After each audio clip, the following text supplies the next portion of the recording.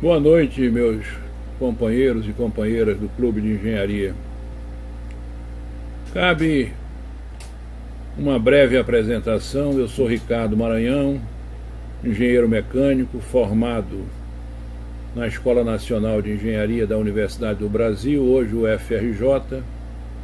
Trabalhei 25 anos na Petrobras, sou conselheiro vitalício do nosso Clube de Engenharia, ex-presidente da Associação dos Engenheiros da Petrobras e fundador, com Barbosa Lima Sobrinho, do MODECON, Movimento em Defesa da Economia Nacional.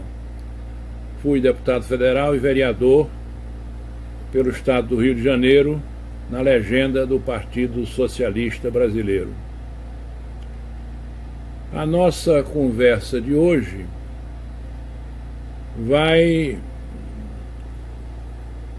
se desenvolver em torno de reflexões que fazemos sobre uma pergunta.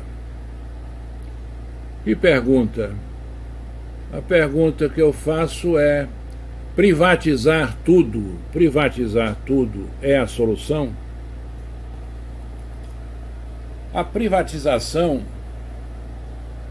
simplificadamente, é o processo que resulta na transferência do controle direto ou indireto do poder público para grupos privados.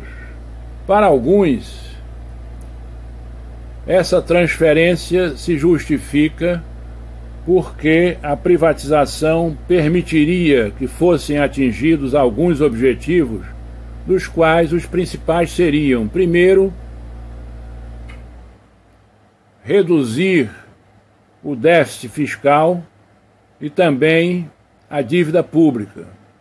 Depois, proporcionar melhores produtos e serviços aos consumidores, aumentar a eficiência da economia e reduzir preços e tarifas públicas, também em benefício da sociedade. O presidente Jair Bolsonaro já confessou publicamente que não entende absolutamente nada de economia. Desculpe. E escolheu para gerenciar a economia brasileira o ministro Paulo Guedes, a quem ele conferiu uma espécie de uma carta branca, plenos poderes, poder absoluto para escolher os ocupantes dos cargos dentre os mais importantes da economia brasileira. A presidência da Petrobras, a presidência da Eletrobras, o BNDES, a Caixa Econômica Federal, o Banco do Brasil, enfim, as empresas mais importantes e os setores mais importantes da economia brasileira gerenciados pelo ministro Paulo Guedes. O ministro, sabidamente, é uma pessoa umbilicalmente ligada ao sistema financeiro. E ele chega com um discurso raivoso, ofensivo. Ele ataca o Estado. Para ele, os servidores públicos, ele disse publicamente, os servidores públicos são parasitas. Parasitas hospedados pelo Estado brasileiro. Ironicamente, ele fez os seus estudos de pós-graduação na Universidade de Chicago, que é um templo do neoliberalismo, e fez esses estudos com a bolsa de estudos concedida pelo poder público, que ele tanto ataca. Em um artigo recente, ao qual eu dei o título de proposta démodé, proposta fora de moda, eu comento essa obsessão que tem o ministro Paulo Guedes de vender, de privatizar tudo. Criou uma secretaria de desestatização, um cidadão chamado Salim Matar, vai aos Estados Unidos e textualmente diz em vários fóruns: o Brasil está à venda. Nesse meu artigo, eu procuro mostrar que tanto no Brasil como no exterior, nem sempre essas privatizações trazem benefícios e alcançam os objetivos desejados. E me refiro a um estudo recente de uma organização de muito conceito que se chama-se TNI, Transnational Institute. O Transnational Institute é uma organização que recebe contribuições de outras entidades congêneres localizadas na Noruega, na Alemanha, no Reino Unido, na França, na Itália, nos Estados Unidos, na Argentina.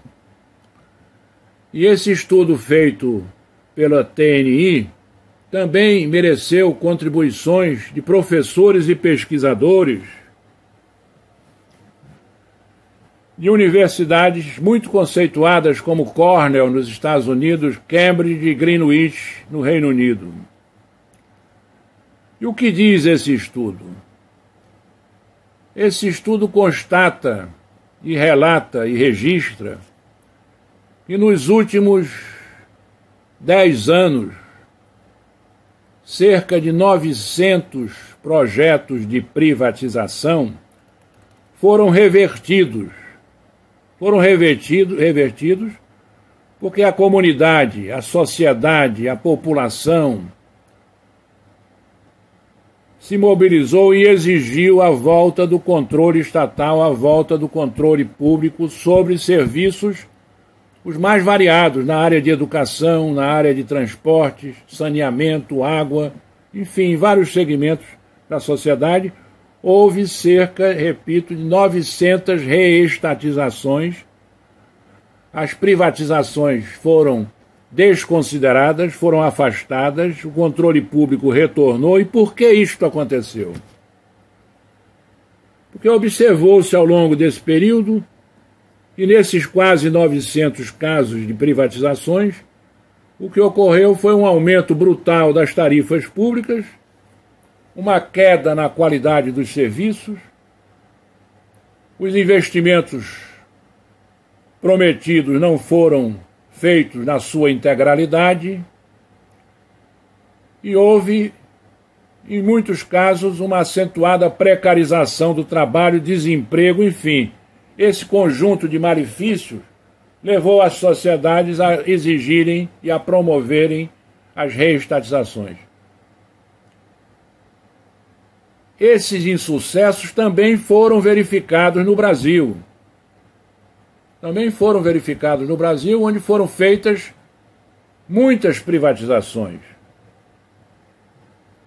Nós vivemos várias experiências de privatizações em vários governos, com destaque para o governo de Fernando Henrique Cardoso, FHC, onde houve mais de 100 privatizações.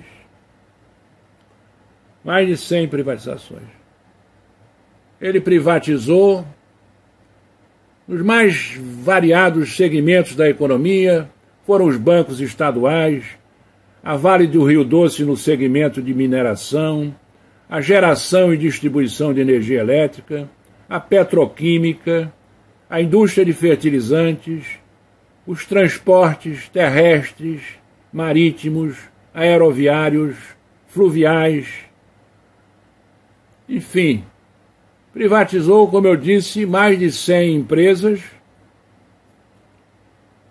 e o argumento para essas privatizações foi o de reduzir o déficit fiscal e a dívida pública, que ao início de seu governo era da ordem de 20 e 30 bilhões de reais, e ao término do governo foi multiplicada por mais de 10 vezes.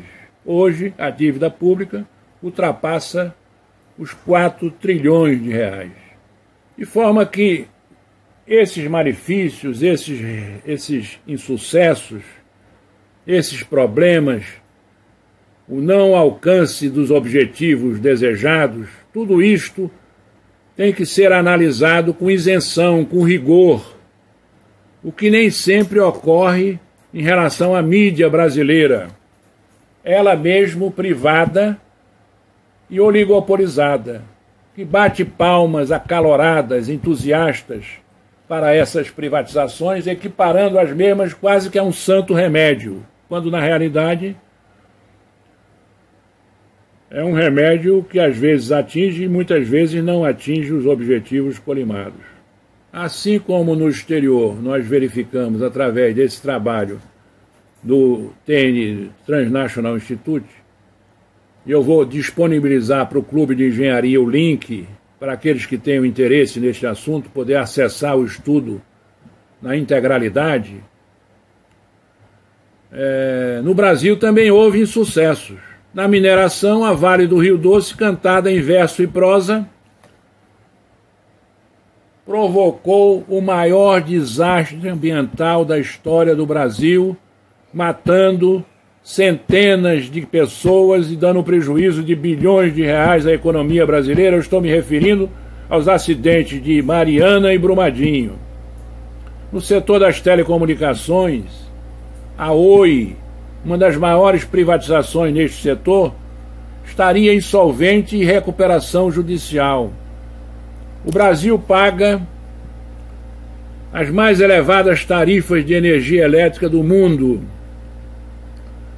E nós temos também sinais muito nítidos de insucesso nas privatizações das estradas, nas concessões rodoviárias, como, por exemplo, na BR-040, que liga o Rio de Janeiro a Juiz de Fora. Quem vai a Petrópolis vai ver uma segunda pista prometida, inacabada, esburacada, bocas de túneis inacabados. E também na área aeroportuária, a devolução da concessão do aeroporto de Viracopos, em Campinas, a devolução da concessão do aeroporto de Natal.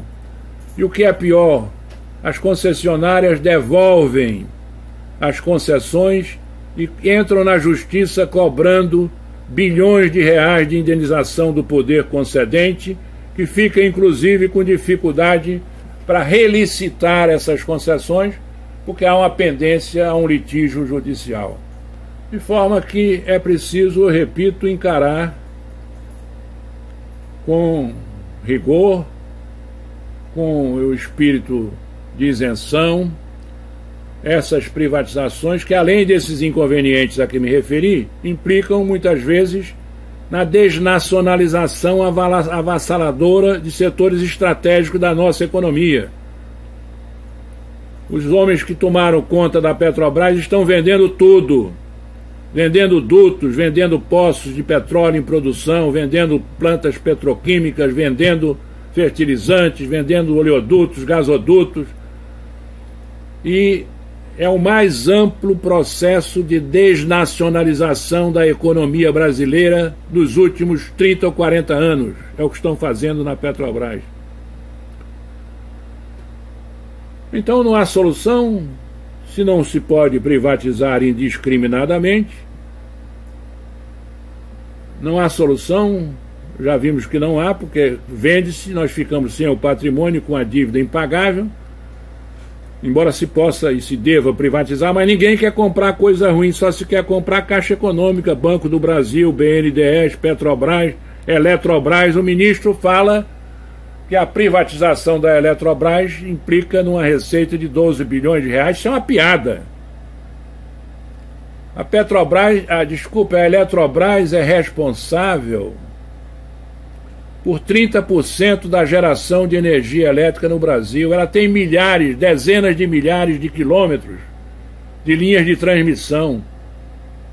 As usinas da Eletrobras, as linhas de transmissão, subestação, sistema elétrico da Eletrobras, que é Eletronorte, Chesf, Eletrosul, Furnas, são bilhões e bilhões de dólares de sacrifício ao longo de 50 anos. 12 bilhões é uma piada de mau gosto do ministro Paulo Guedes. Mas nós não temos então solução? Temos solução sim. Vamos estabelecer imposto sobre grandes fortunas. Essa tributação está prevista na Constituição. A Constituição já completou 30 anos e até hoje esse dispositivo não foi regulamentado. É preciso fazer uma revisão criteriosa de todas as imunidades tributárias, das isenções fiscais, das desonerações, das renúncias fiscais, porque há muitos equívocos, privilégios absurdos. Vou dar um exemplo. Uma aeronave executiva que pode custar 10, 15, 20, 30, 40 milhões de dólares, jatinhos particulares, helicópteros particulares, lanchas, iates de luxo, não pagam imposto, o chamado imposto IPVA, Imposto sobre a Propriedade de Veículos Automotores. Existe um parecer do Supremo Tribunal Federal que isenta esses equipamentos de IPVA, mas um carro popular 1.0 paga IPVA e um iate de luxo, uma lancha, um helicóptero, um jatinho não pagam IPVA. Isso é um absurdo, é um privilégio inaceitável, né? Existem isenções fiscais que são concedidas para clínicas de massagem, para academias, até para joalherias. Nós temos casos de governadores conhecidos que concederam isenções fiscais para as joalherias.